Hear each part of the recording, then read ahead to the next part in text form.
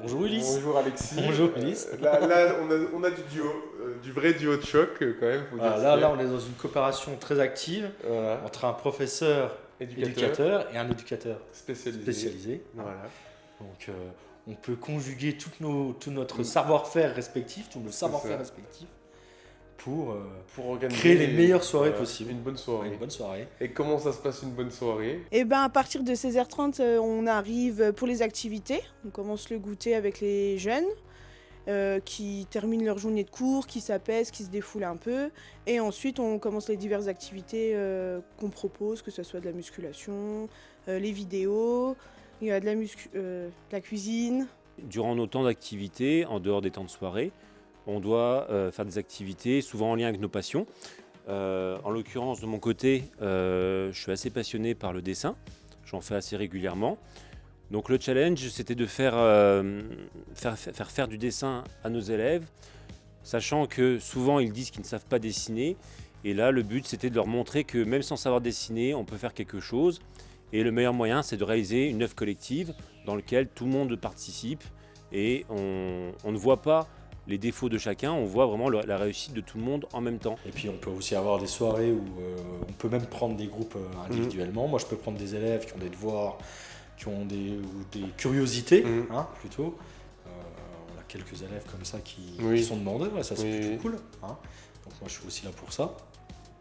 Et puis sinon on organise aussi des petites choses, comme ce soir là il y a un film.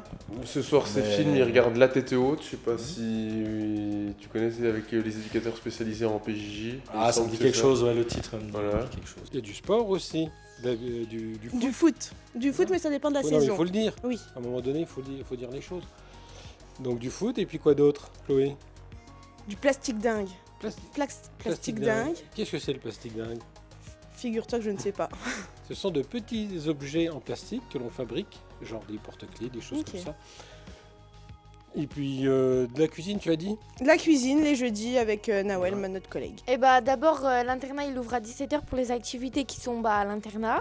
Après les activités elles se finissent à peu près à 18h20. Après on va manger à la cantine, on remonte à l'internat vers 19h05, 19h10. On pose nos téléphones, après on va prendre nos douches. Après on a les activités qui se fait dans la salle info. Parce qu'on fait souvent des jeux de société mais c'est souvent les mêmes, donc les jeunes nous disent toujours c'est sympa les jeux de société mais on aimerait bien un peu de nouveauté, donc on a commandé des nouveaux jeux qui vont arriver. Voilà, Monsieur Marquis a assuré. Oui. C'est ça. Oui. Ça faut pas couper. Hein. Et on me dit qu'il y a également un atelier de création vidéo. Oui, Alexis. Un atelier dans lequel on fait du cinéma avec un intervenant extérieur qui s'appelle Clotaire Le Niobé. Je ne sais pas si tu vois qui c'est. Je vois pas très bien. Donc c'est une activité très créative que les gamins adorent. Je pense qu'à mon avis, c'est la meilleure activité qui est proposée dans cet établissement. Ça peut. Même si cuisine, c'est pas mal. Non, cuisine, c'est vraiment pas mal aussi, faut pas l'oublier. On se réunit tous, on fait des jeux de société, de la peinture, des activités manuelles, plein de choses comme ça. On fait aussi des blind tests, des karaokés, plein de choses. Et après, on pose nos téléphones. Enfin, les collégiennes se couchent à 21h. Ils posent leur téléphone dans la chambre de garde. Après, nous, les lycéennes, on doit rendre nos téléphones à 21h30. Et après, on se couche à 21h45. Et après, voilà. Bon, des fois, il n'y a pas forcément une activité, un thème d'instaurer, mais il y en a qui sont ici, qui font du billard. On a le baby-foot. Il faut quand même conserver un certain degré de liberté aussi. Oui, voilà. C'est-à-dire qu'il faut laisser du choix. C'est ça. Donc, effectivement, cette salle elle est plutôt bien, puisqu'il y a pas mal de choses ici. On a pu la transformer en petit foyer. Qui est... Et puis on fait même des soirées Halloween, des soirées chandeleurs, des soirées à thème. Noël. On en fait pas mal. Voilà. Chaque fête est l'occasion de proposer une petite soirée extra, on peut dire. Oui. Que les filles apprécient particulièrement. Voilà. Qu'on essaye au moins une fois dans le trimestre, une fois par mois. En général, oui, au moins une fois par trimestre. Et c'est vrai que ça fonctionne plutôt bien. Surtout que ça permet de développer plusieurs activités.